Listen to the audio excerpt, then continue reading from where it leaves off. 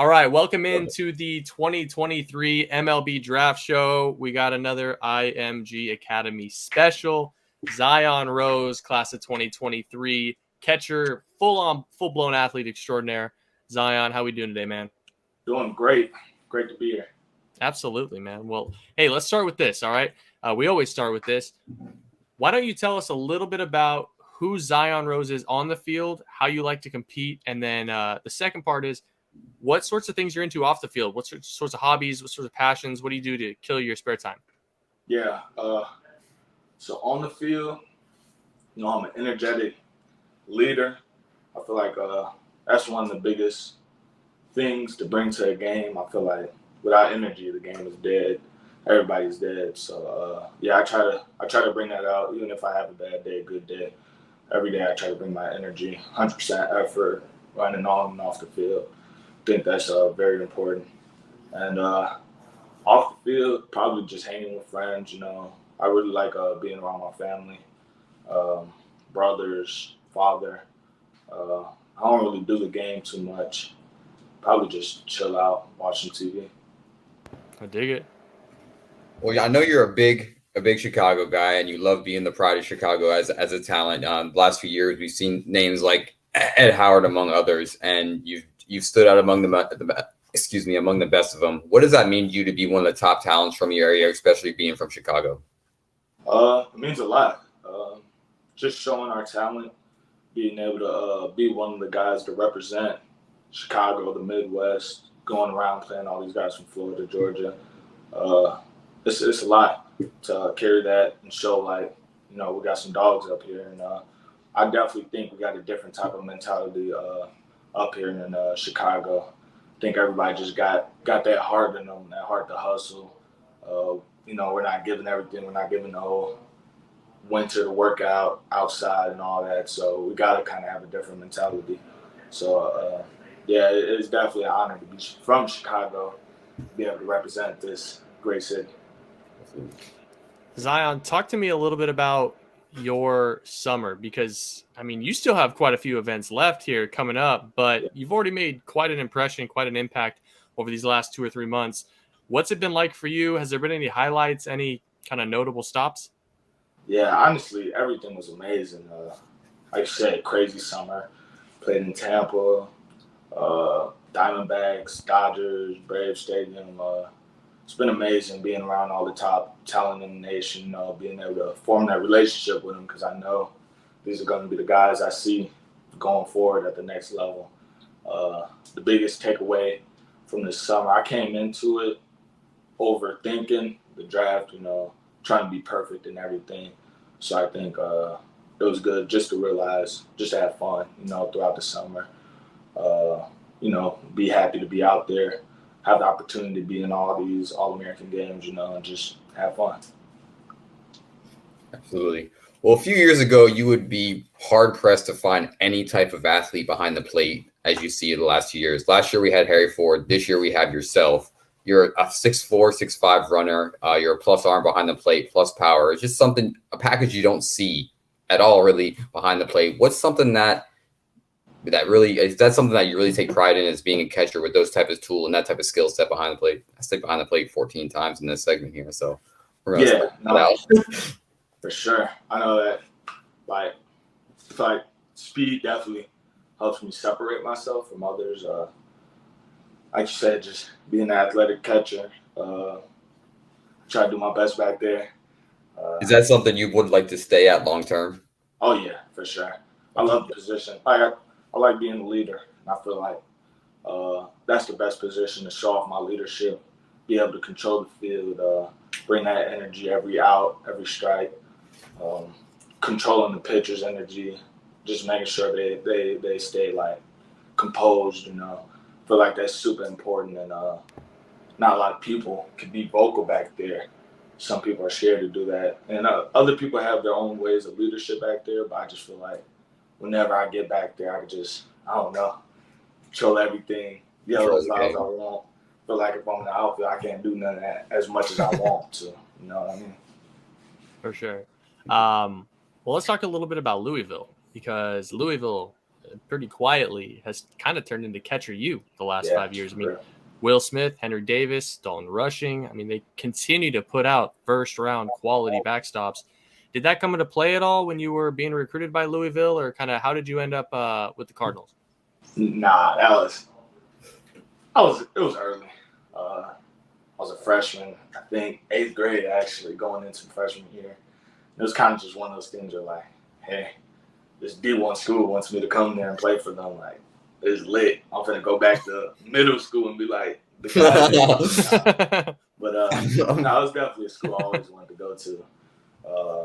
And they came up. They like to get Midwest guys. It's a family. They really don't recruit out of the Midwest, so I know all the guys coming there already. And yeah, that's the main thing I felt when I went there, and just through the whole recruiting process, that it was just another part of my family. For sure, man. Excuse me here.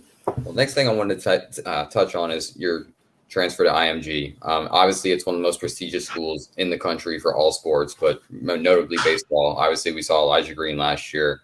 Multiple other names went to D1 schools or won the top few rounds. What's something that went into that decision to transfer down there besides playing year round because it's Florida?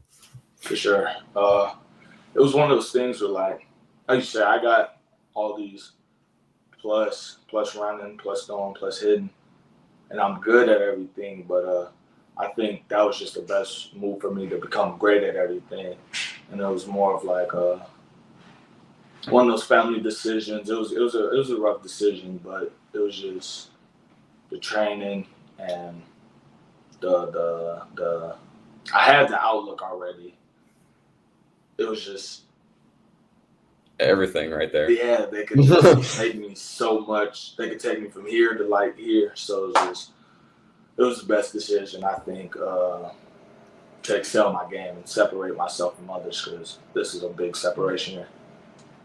Yeah, I mean, I can't argue with that. Their track record kind of speaks for themselves. Mm-hmm. I think it's interesting. You noted, plus run, plus throw, plus hit. You really do fill up a scouting report right now. At these different events, these different perfect game showcases and such, you've really kind of been plugged in, doing tech, doing testing, getting numbers, last motion, win reality, things like that. Is that something you enjoy? Do you like kind of, seeing numbers get output based on your performance, or are you more just a feel guy? Yeah, no, I'm not going to say not at all, because I don't want to bang like what they do. I think it's important to see all that stuff, but I feel like I'm more of an in-game guy. Show me like what you could do in game. You could put up 105 exit velo and not touch a ball in game. So I'm definitely an in-game type of guy. For sure. That makes sense. Exit velos mean nothing if you're striking out 40% of the time. Right.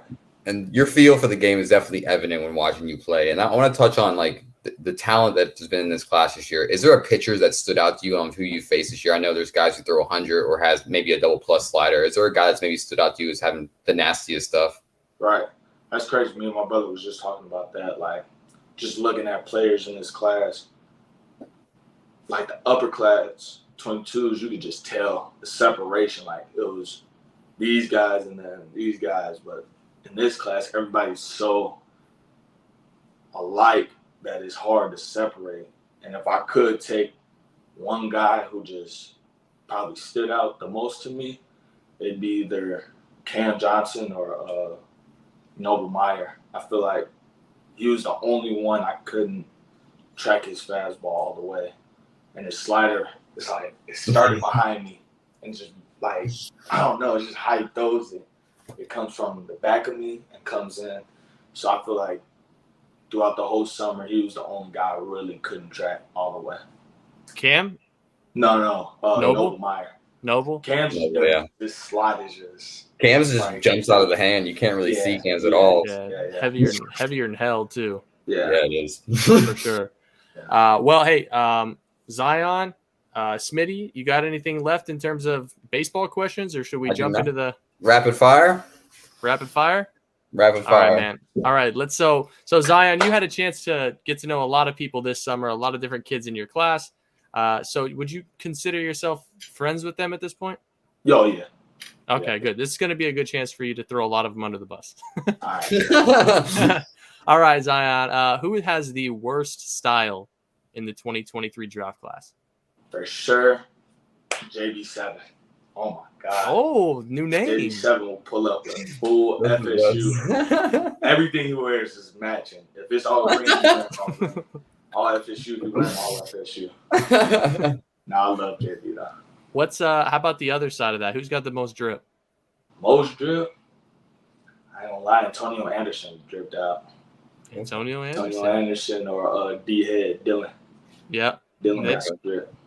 Antonio making it look good from both sides of the plate. Yeah. All right. Do you have a brother or a sister, Zion? I got 2 brothers. Okay. All right. So out of all the 2023 guys, if you had a sister, who would you definitely not let date your sister? Let me think. I ain't gonna lie, I'm gonna go back to JB7. I'm not letting him get around my Can't sister. dress. Can't date my sister. That's having a rough day, boy. Nick be crazy. I'm not letting him get around my sister. Who? Nick Saunders, you know him? Dude, Nick Sanders again? I'm not letting Nick get Rock just said Nick Sanders about Rock- 10 minutes ago. Rock Chalowski was like, Nick Sanders isn't coming near my sister. No way. We got to That get Nick is Sanders good on the show. stuff. No That's way. good stuff. All right, Zion, last question for you, man. Last question. What is the weirdest fact that you know about anything? Weirdest, strangest fact that you know about anything that not a lot of people know? About anything? Anything. God, a worm could keep going with his head cut off. That's pretty good. Wait, That's a good pretty fact. good one. That's a funny fact, and not a lot of people actually. That's a real fact. Nobody brings that up. You know? Yeah. That's We'll not take bad. it. That's a good one. Cool. It's added. That's also like words to live by too. Are you down? What? Worms can keep going. You get your head cut off? Are you having a bad day? Your head hasn't been cut off. Keep grinding. Facts. Zion Well. Rose, my man, IMG Academy, the quickest catcher in the class. Zion, excited to see what comes of your winter and see how you produce in the spring.